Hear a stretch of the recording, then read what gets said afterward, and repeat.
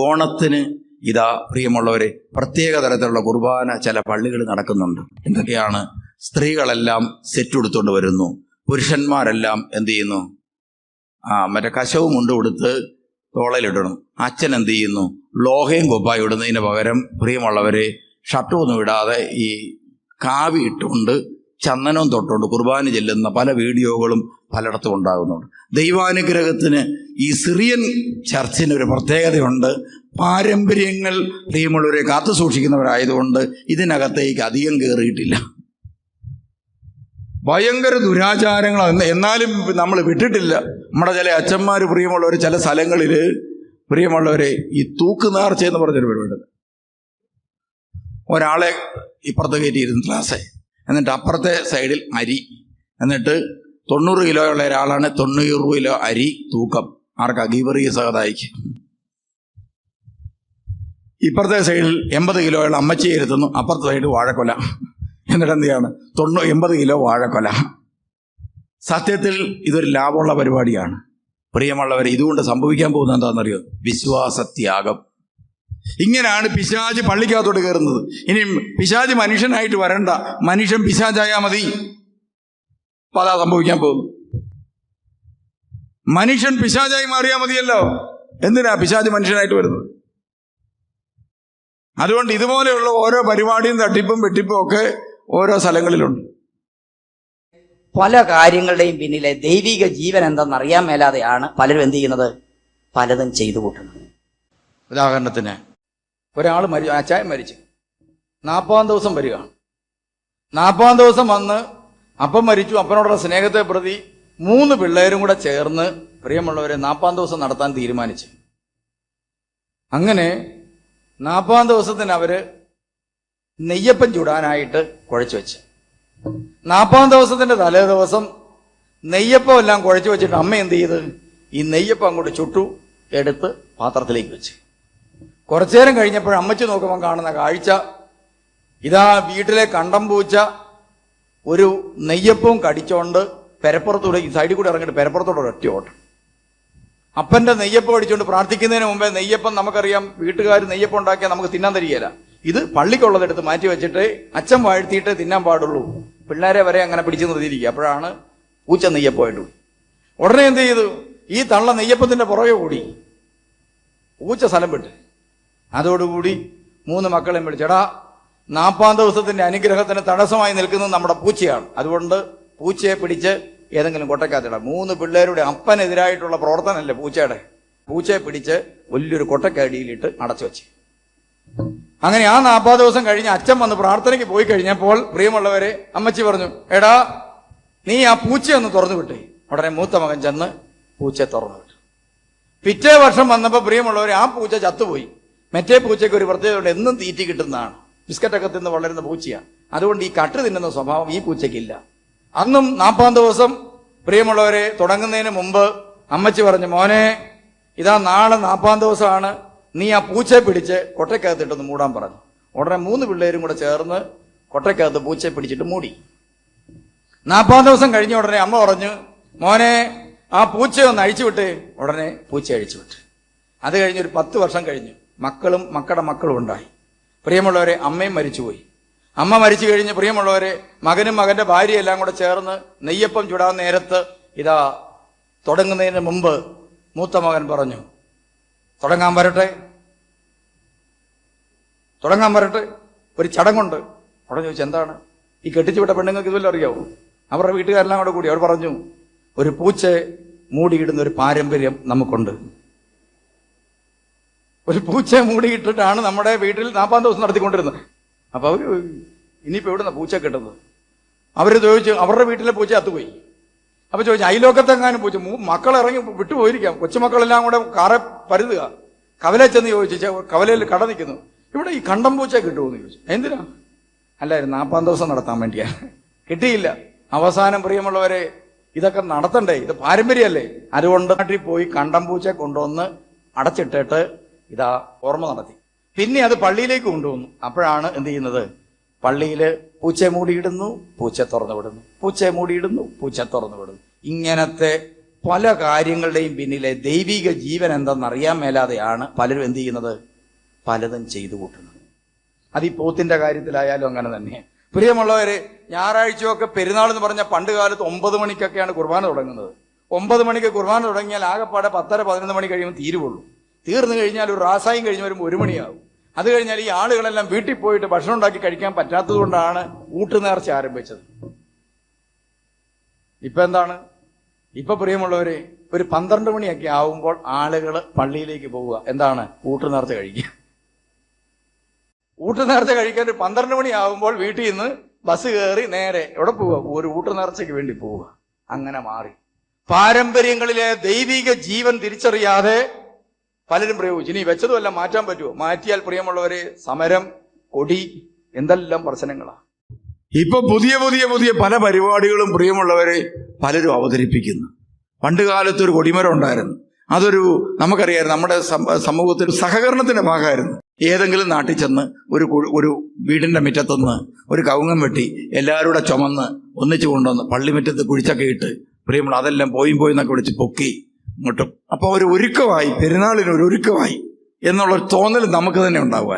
നമ്മുടെ വീട്ടിലൊക്കെ വന്നിച്ച് പോകുമ്പോൾ നമുക്ക് സന്തോഷം. അച്ഛനൊക്കെ വരും, സ്ക്വാഷൊക്കെ കൊടുക്കും, നമുക്കും കുടിക്കാം വയറ് നിറച്ച്.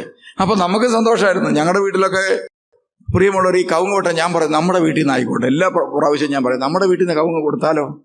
കാരണം പ്രിയമുള്ളവർ, കവുങ്ങ് കൊടുക്കാനുള്ള സന്തോഷം കൊണ്ടല്ല, ഈ എല്ലാവരും വീട്ടിൽ വരുമ്പോൾ സ്ക്വാഷ് ഉണ്ടാക്കുമ്പോൾ കുടിക്കാൻ, രസന കലക്കി കുടിക്കാനുള്ള ആഗ്രഹം കൊണ്ടാണ് നമ്മളിത് പറയുന്നത്.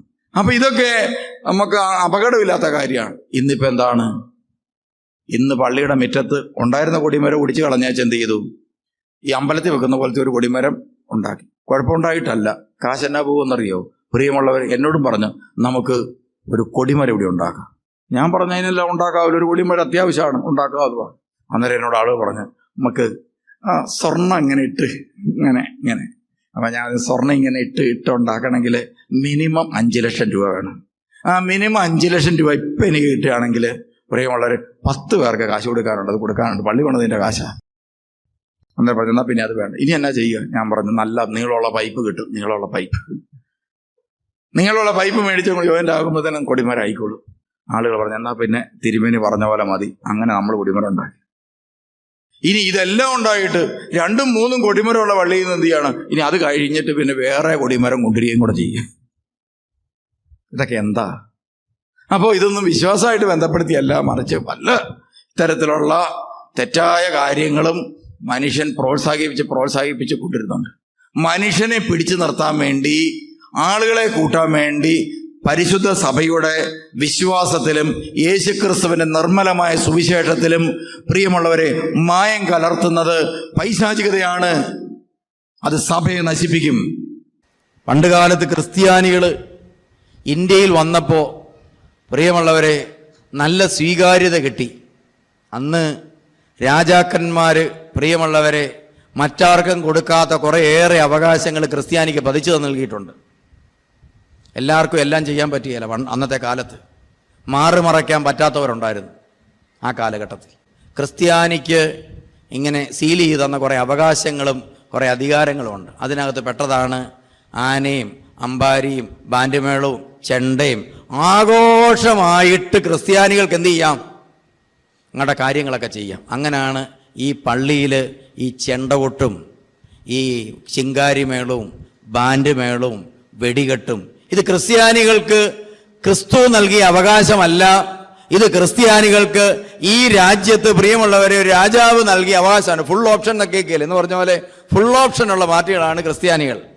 ഇതൊക്കെ നമ്മുടെ സഭയിലെ പള്ളികളിലൊക്കെ ഇന്ന് നെഞ്ചോട് ചേർത്ത് പിടിച്ച് കർത്താവായ യേശു ക്രിസ്തുവിന് അർപ്പിക്കുന്ന ബലി പോലെയാണ് ബാൻഡുമേളവും പടക്കവും ഇതുപോലത്തെയുള്ള സാധനവും കർത്താവിൻ്റെ നെഞ്ചത്തടിക്കുന്നത്.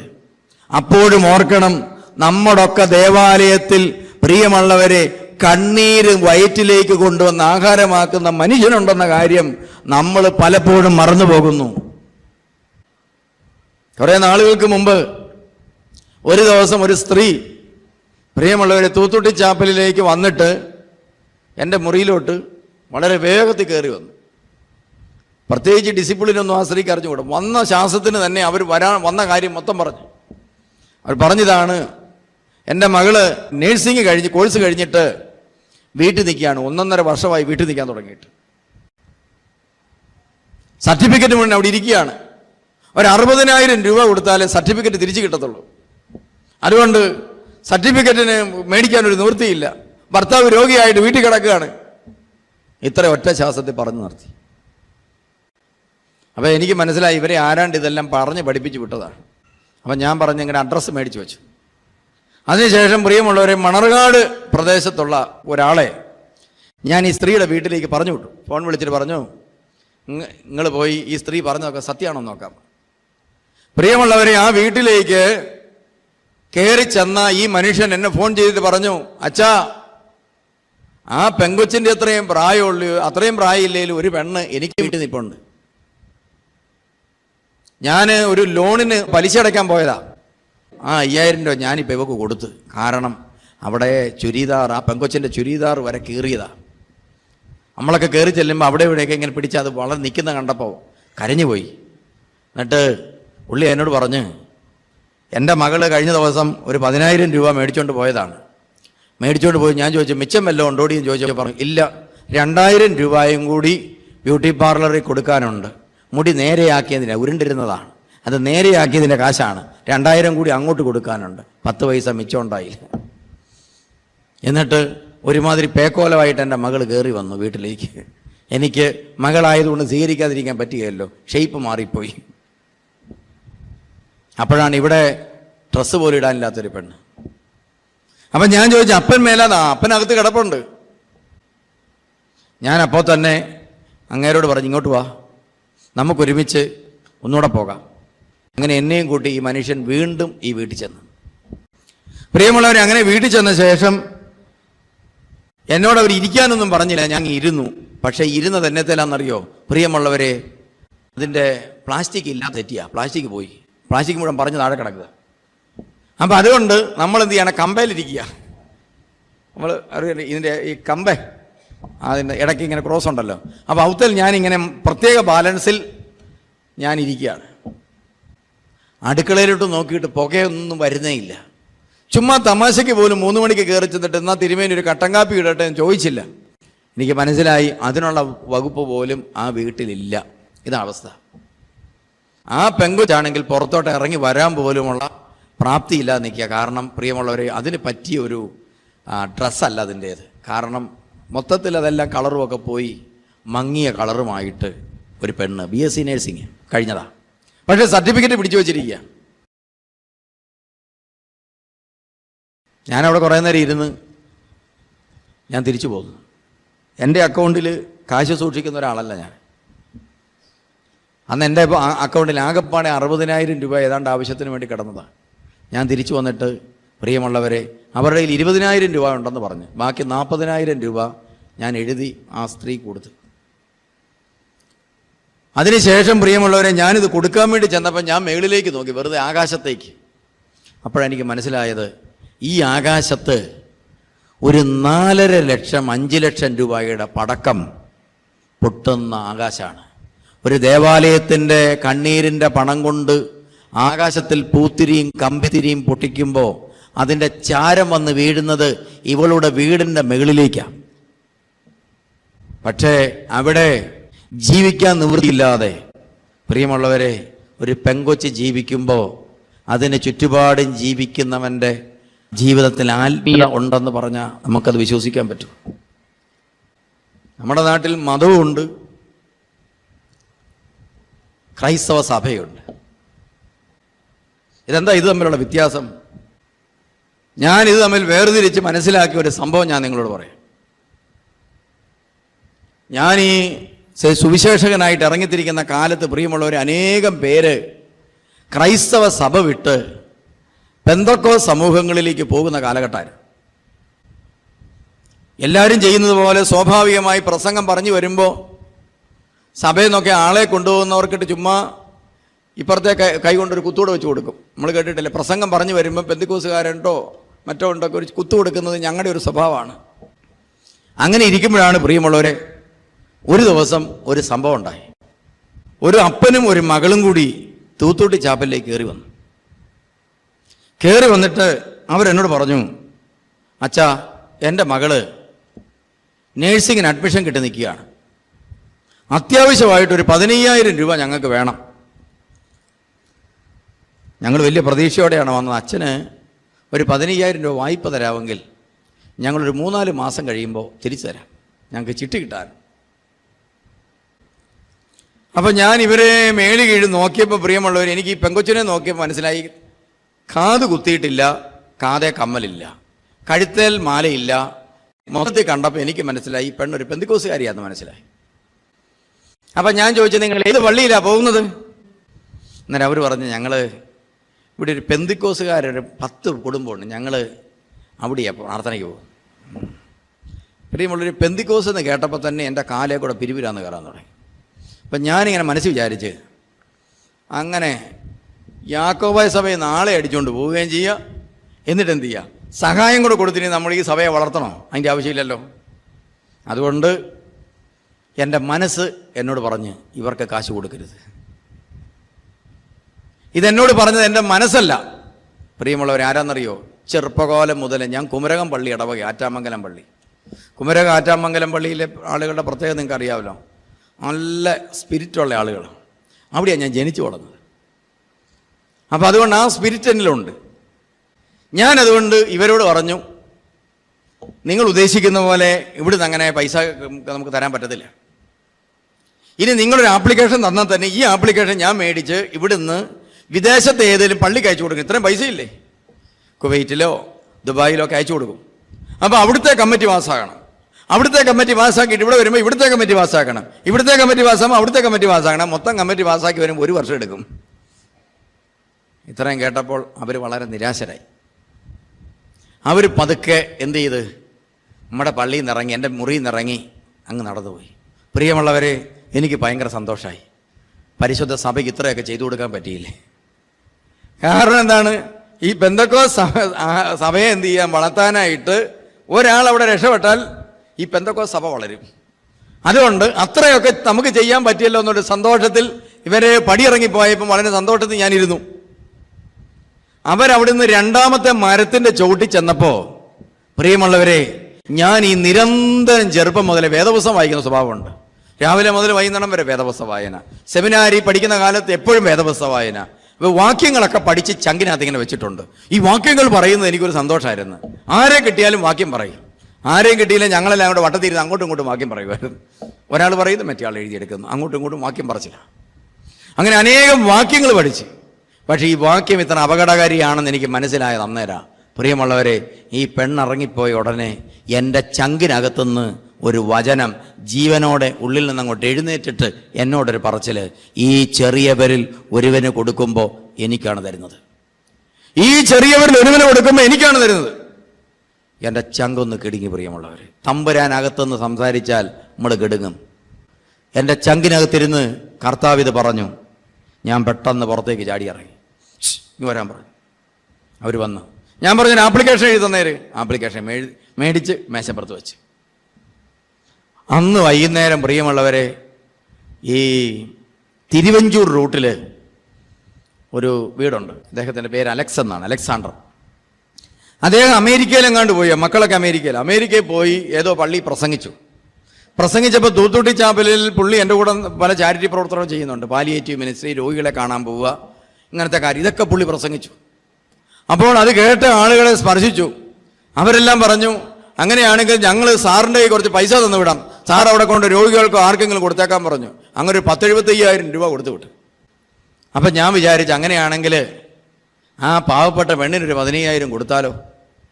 ഞാനത് മനസ്സിൽ കരുതി. ഒരാഴ്ച കഴിഞ്ഞപ്പോൾ അവരെന്നെ കാണാൻ വന്നു. അവർ പറഞ്ഞ്, അച്ഛാ, എന്തെങ്കിലും സഹായം കിട്ടാൻ വല്ല മാർഗമുണ്ടോ? പൈസ വളരെ അത്യാവശ്യമായി വന്നിരിക്കുകയാണ്. ഇല്ല, ഞങ്ങൾ പലിശക്ക് എടുക്കേണ്ടി വരും.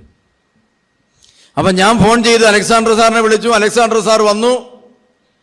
അപ്പം ഞാൻ പറഞ്ഞു, ഇവർക്കൊരു 15,000 രൂപ കടമായിട്ട് കൊടുത്തേര്, ഇവരൊരു 3 മാസം കഴിയുമ്പോൾ തിരിച്ചു തരും. അലക്സാണ്ടർ സാറ് ചെക്ക് എഴുതി ഒപ്പിട്ട് എന്നെ ഏൽപ്പിച്ചിട്ട് പറഞ്ഞു, അച്ഛൻ കൊടുത്തേക്കാൻ പറഞ്ഞു. ഞാനിത് അവളുടെ കൈ കൊടുത്തു കഴിഞ്ഞപ്പോൾ അലക്സാണ്ടർ സാർ പറഞ്ഞു, മോളെ, ഈ പൈസ ഇനി ഒരിക്കലും തിരിച്ചു വേണ്ട, അത് നീ എടുത്തു. പ്രിയമോളെ, അവളുടെ 2 കണ്ണിൽ കൂടെയും കണ്ണുനീരൊഴുകാൻ തുടങ്ങി. അതെൻ്റെ മേശപ്പുറത്ത് വീണ് ചെതറി. ഞാനൊന്നും മിണ്ടാതെ നിന്ന്.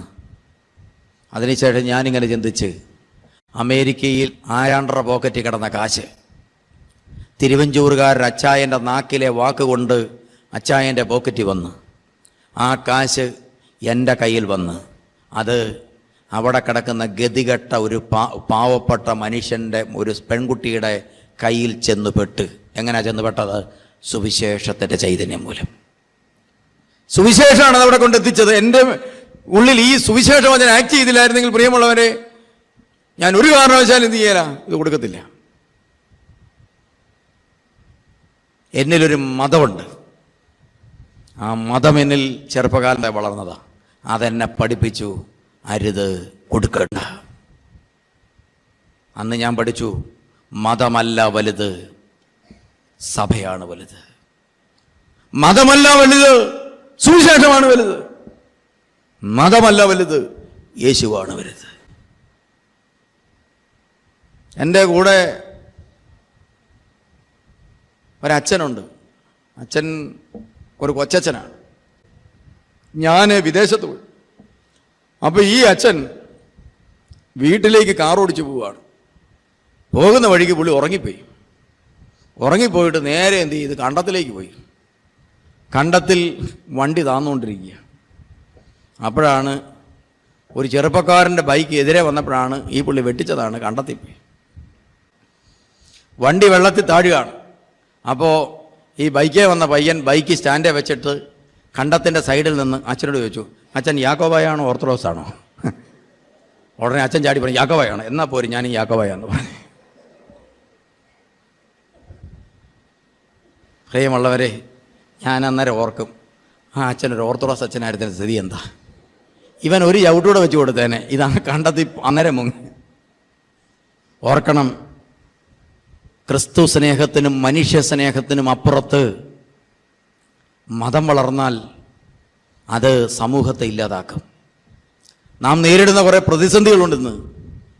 ക്രിസ്തു തോറ്റുപോകരുത് പ്രിയമുള്ളവരെ, ക്രിസ്തുവിനെ തോൽപ്പിക്കരുത്. അതൊരു സഭയും ഒരു സമൂഹവും ചെയ്യരുത്. ഇന്ന് പ്രിയമുള്ളവരെ, നമ്മൾ ഈ കേരളത്തിൽ കണ്ടുകൊണ്ടിരിക്കുന്ന യേശുവിനെ തോൽപ്പിക്കുകയാണെന്ന്. യേശുവിനെ തോൽപ്പിച്ചിട്ട് നമുക്കെന്ത് നേടാനാ? അതുകൊണ്ട് പ്രിയമുള്ളവരെ, ഇങ്ങനെയുള്ള പ്രതിസന്ധികളുടെ ഘട്ടത്തിൽ നമ്മൾ ഈ ചർച്ചകളൊക്കെ നടത്തിയിരിക്കാതെ എല്ലാവരും കൂടുതൽ ദേവാലയത്തിലേക്ക് വരിക, കൂടുതൽ പ്രാർത്ഥിക്കുക, പ്രതിസന്ധികൾ ഉള്ളവർക്ക് വേണ്ടി പ്രാർത്ഥിക്കുക. പത്രത്തിൽ എന്തെങ്കിലും വാർത്ത കണ്ടാൽ ചർച്ച ചെയ്യരുത്, അവർക്ക് വേണ്ടി മധ്യസ്ഥ പ്രാർത്ഥന നടത്തുക.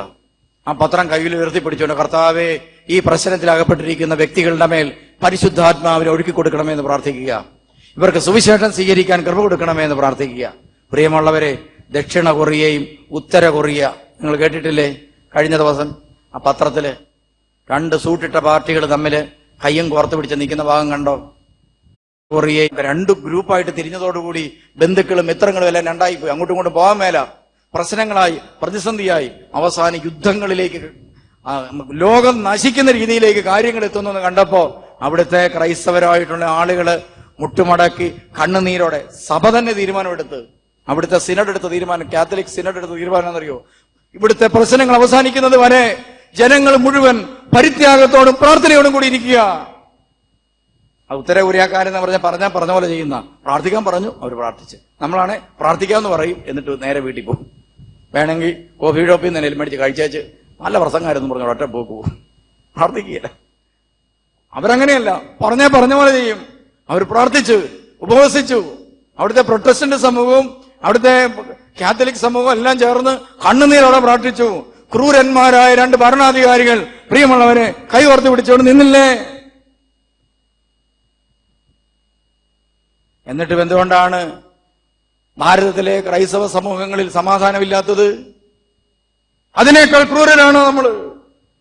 വേദപുസ്തകവും വിശുദ്ധ കുർബാനയും കയ്യിലേന്ത് ഞങ്ങളും അത് നാവിൽ സ്വീകരിക്കുന്ന നിങ്ങളും അത്രമാത്രം ക്രൂരരാണോ? പിന്നെന്തിന് ഈ ക്രൈസ്തവർ എന്ന നിലയിലുള്ള ലേബല് ഞാനും നിങ്ങൾ വഹിക്കണം? നമുക്കെന്തിന് ഈ ലോകത്തെ കബളിപ്പിക്കണം ക്രിസ്ത്യാനികളാണെന്ന് പറഞ്ഞ്? എന്തിന് ക്രിസ്തുവിനെ നമ്മൾ വഞ്ചിക്കണം? നമ്മൾ ചിന്തിച്ചു നോക്കിക്കേ. ക്രിസ്തുവിനെയും ലോകത്തെയും ഒരു ക്രൈസ്തവ സമൂഹം വഞ്ചിക്കാൻ പാടില്ല. ഞാൻ ക്രിസ്ത്യാനിയാണെന്ന് പറഞ്ഞാൽ ഞാൻ ക്രൈസ്തവനായിരിക്കണം. അതുകൊണ്ട് പ്രിയമുള്ളവരെ, നമുക്കൊരു മാറ്റത്തിന് പരിശുദ്ധാത്മാവിനോട് പ്രാർത്ഥിക്കുന്നു മുതൽ, ദൈവമേ, ഈ ഭാരത സമൂഹത്തിലെ ക്രൈസ്തവരെ മുഴുവനും അങ്ങ് നവീകരിക്കണമേ. ലോകത്തിന്റെ മുമ്പിൽ യേശുവിനെ ഉയർത്താൻ അഭിഷേകമുള്ള സമൂഹമായി ഉയർത്തണമേ. ഇതാ യേശു ക്രിസ്തു പറയുന്നു, എന്റെ ആടുകൾ ഇടയിലില്ലാത്തവരെ പോലെ ഇതാ അലഞ്ഞു നടക്കുന്നു, എനിക്കവരോട് അനുകമ്പ തോന്നുന്നു.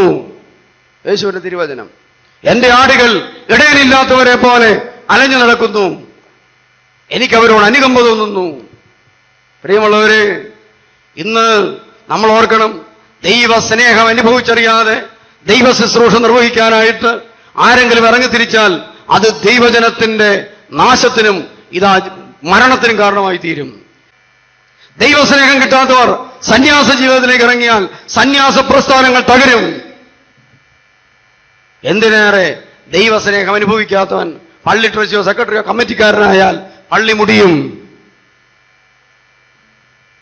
ഇതുകൊണ്ടാണ് പലതും നശിക്കുന്നത്. 2000 വർഷമായിട്ട് വളരുകയായിരുന്നു, നശിക്കുകയായിരുന്നു. നമ്മൾ ചിന്തിച്ച പ്രിയമുള്ളവര്, വളരുകയാണോ നശിക്കുകയാണ്?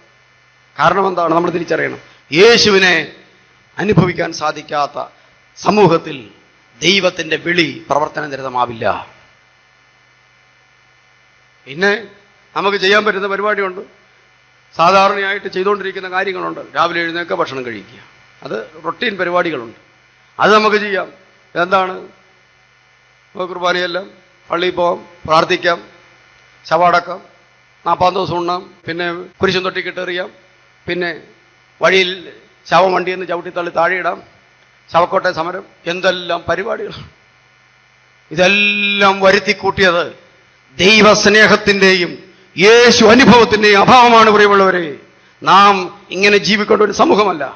നമുക്കെല്ലാവർക്കും ദൈവവിളിയുണ്ട്. ദൈവവിളി ഇല്ലാത്തവൻ ക്രിസ്ത്യാനിയായിരിക്കാൻ പാടില്ല. കാരണം ക്രിസ്തുവിന്റെ സ്നേഹത്താൽ പ്രചോദിതനല്ലാത്ത ഒരു വ്യക്തി ക്രൈസ്തവ സമൂഹത്തിലുണ്ടെങ്കിൽ അവൻ, പ്രിയമുള്ളവരെ, ഈ സഭയെ മൊത്തത്തിൽ തകർക്കും. യൂദാസ് എന്ന് പറയുന്ന ഒരു മനുഷ്യനെ കൊണ്ട്, ദൈവത്തിന്റെ സ്നേഹത്താൽ പ്രചോദിതനല്ലാത്ത യൂദാസ് എന്ന് പറയുന്ന ഒരു മനുഷ്യൻ, ഓർക്കണം, ഇതാ ക്രൈസ്തവ ചരിത്രം തന്നെ മാറ്റി എഴുതിയില്ലേ. ഇതുപോലെ തന്നെ നമ്മൾ ഓർക്കണം, നമ്മളെന്ന് പറയുന്ന യേശു സ്നേഹം ഉള്ളിൽ കയറാത്ത ഓരോ ഇതാ വ്യക്തിയും, അത് അൽമായനായിക്കൊള്ളട്ടെ, അച്ഛനായിക്കൊള്ളട്ടെ, ബിഷപ്പായിക്കൊള്ളട്ടെ, യേശുവിന്റെ സ്നേഹത്താൽ പ്രചോദിതനല്ലാത്ത വ്യക്തി, പ്രിയമുള്ളവരെ, ഈ സഭയെ തകർക്കും. യേശുവിന്റെ സ്നേഹത്താൽ പ്രചോദിതനായ ഒരു വ്യക്തിക്ക് മാത്രമേ ഈ സഭയിൽ നിലനിൽക്കാനാവൂ. അതുകൊണ്ട് നമ്മുടെ ക്രൈസ്തവ ജീവിതത്തിൽ ദൈവസ്നേഹം ഇൻസേർട്ട് ചെയ്യപ്പെടണം, സുവിശേഷം ഇൻസേർട്ട് ചെയ്യപ്പെടണം. സാത്താൻ്റെ തല തകർത്തു എന്ന് പറഞ്ഞാൽ അതിൻ്റെ അർത്ഥം, യേശു തകർത്തു എന്ന് പറഞ്ഞാൽ അതിൻ്റെ അർത്ഥം, സാത്താന്യ ചിന്താഗതിയെ തകർത്തിട്ട് സുവിശേഷം നൽകിയ പുതിയ ചിന്താഗതി ഇൻസേർട്ട് ചെയ്യുന്നു എന്നർത്ഥം. അപ്പം നമ്മുടെ സഭയിൽ സാത്താനെ തകർക്കാൻ പറ്റിയിട്ടുണ്ടോ? സാത്താൻ്റെ തല തകർന്നോ? ഇല്ല. കാൽവറിയിൽ യേശു സാത്താനെ തകർത്തു. പക്ഷേ ക്രൈസ്തവ സഭയ്ക്ക് സാത്താൻ്റെ തല തകർക്കാൻ പറ്റിയിട്ടില്ല.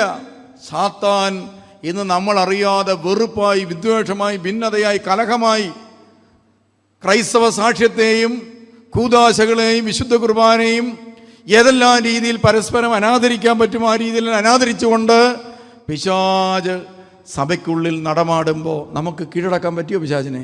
ഇല്ല. സാത്താനെ കീഴടക്കണം.